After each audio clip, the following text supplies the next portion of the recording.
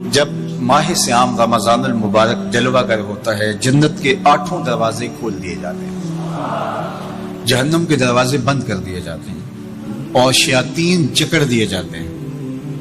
اللہ جل شانہ اس موسم رحمت میں خاص عنایات اپنے بندوں پہ فرماتا ہے۔ ایک نفل ادا کرنے سے فرض ادا کرنے کا ثواب ملتا ہے اور ایک فرض ادا کرنے سے 70 فرائض ادا کرنے کا ثواب ملتا ہے۔ اسی طرح راہ خدا میں 1 روپیہ دو گے تو 70 روپے خرچ کرنے کا ثواب ملے گا۔ اسی طرح باقی نیکیاں بھی جتنی بھی ہم کرتے ہیں وہ ایک نیکی کریں گے تو 70 گنا اجر ماہ سیام میں ہمیں نصیب ہوتا ہے۔ اس لیے اہل ایمان کا یہ طریقہ ہے کہ وہ اس مہینے میں کثرت کے ساتھ تلاوت کرتے ہیں، کیونکہ ایک مرتبہ اگر قرآن مجید پڑھ لیا تو 70 مرتبہ قرآن مجید پڑھنے کا ثواب نصیب ہوا۔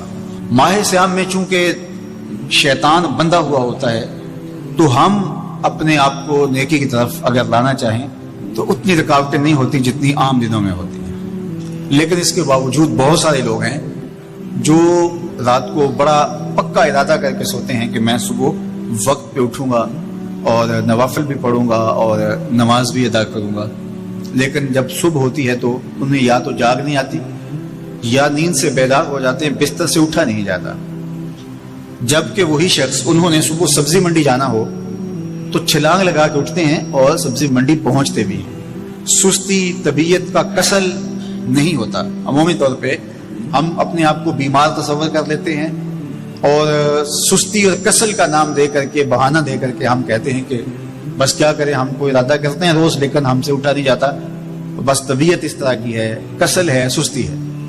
یہ بات ذہن میں رکھیے گا کہ ارادہ کرنے کے باوجود بھی صبح جب ہم اٹھ نہیں پاتے یا کوئی بھی نیکی کا کام ہم کرنے کا ارادہ کرتے ہیں تو ارادہ کرنے کے باوجود ارادہ ہی رہ جاتا ہے، ہم کر نہیں پاتے۔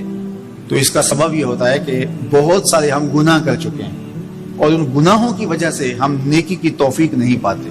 حضرت حسن بصری رضی اللہ تعالی عنہ نے یہی وجہ اس کی بیان فرمائی ہے۔ تو اس کا بہترین طریقہ یہ ہے کہ توبہ کی جائے اور توبہ بھی سچے دل سے کی جائے، رو رو کے اللہ سے گناہوں کی معافی مانگی جائے، اور سچے دل سے جب توبہ کی جائے تو پھر سارے گناہ نہ صرف مٹا دیے جاتے ہیں بلکہ ان کو بدل کے نیکیوں میں تبدیل کر دیا جاتا ہے۔ تو ماہ سیام کے اندر پختہ عزم کریں اور اس عزم کو عمل کی شکل دینے کے لیے سچی توبہ کریں کہ ہمارا یہ رمضان اس طرح سے گزرے، یہ مہینہ اس طرح سے بسر ہو کہ ہم اس مہینے میں اللہ تعالیٰ کی قربت حاصل کر لیں، ہم گناہوں سے پاک ہو جائیں اور ہم جو ثمرات ہیں، جو فوائد ہیں اس مہینے کے، وہ ہم سمیٹ سکیں۔ تو یہ وہ مہینہ ہے جس کے انتظار میں میرے اور آپ کے آقا و مولا اپنی آنکھیں لگائے ہوتے تھے اور دن گن گن کے وقت گزارتے تھے کہ ماہ سیام آ رہا ہے۔ تو اس مہینے کا عزت کے ساتھ، تکریم کے ساتھ، اعزاز کے ساتھ استقبال کرو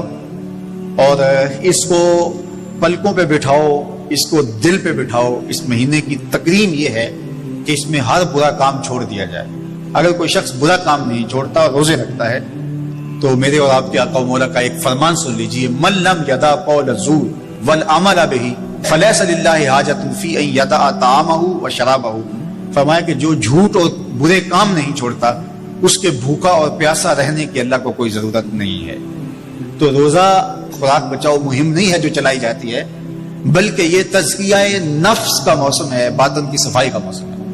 اور باطن کی صفائی نہیں ہوتی جب تک ہم کوشش کریں۔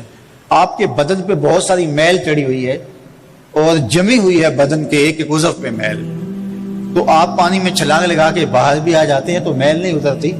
چلو کچھ نہ کچھ فرق تو ضرور پڑ جاتا ہے لیکن میل نہیں اترے گی۔ میل کب اترے گی؟ جب آپ اپنے بدن کو مل مل کے اس کے اوپر صابن لگا کر کے اچھی طرح سے اس کو جب اتاریں گے محنت کوشش سے تو پھر آپ کا بدن مہک جائے گا، ہلکا پھلکا ہو جائے گا، میل اتر جائے گی۔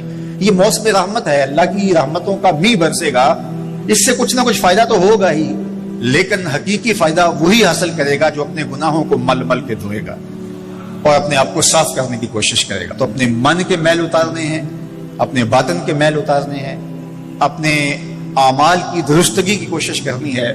صلاۃ التراویح مسجد میں نہیں آ سکتے تو گھروں میں پڑھ لیجئے، جس طرح بڑی عمر والے لوگوں کو، بیمار لوگوں کو کہا گیا کہ آپ گھروں میں پڑھ لیں، بچوں کو کہا گیا، لیکن چھوڑیے گا نا یہ رمضان المبارک کا خاص عمل ہے۔ آج کل دین بیزار طبقہ مختلف جگہوں پہ بیٹھ کے مسجد پر، مدرسے پر، تراویح پر ان چیزوں پر تبصرہ کر رہا ہے اور اتنا ہلکا ثابت کرنا چاہ رہا ہے ان امور کو جس طرح یہ چیزیں ہوتی کچھ نہیں ہیں، جبکہ ماہ سیام کے قیام پر میرے اور آپ کی آپ کو مولا نے بشارت دیتے ہوئے فرمایا من قام رمضان ایمانا و احتسابا غفر له ما تقدم من ذنبہ، جس نے رمضان المبارک کی راتوں میں قیام کیا ایمان اور محاسبہ نفس کے ساتھ، اللہ اس کے پچھلے سارے گناہ معاف فرما دیتا ہے۔ یہ بہت بڑی دولت ہے، تو اس دولت کو ضرور سمیٹیے گا، ضرور حاصل کیجئے گا، من کی ستھرائی، عفت اور پاکیزگی کا سامان کیجئے گا۔ اللہ آپ سب کو اپنی امان میں، اپنی حفاظتوں کے حصار میں رکھے۔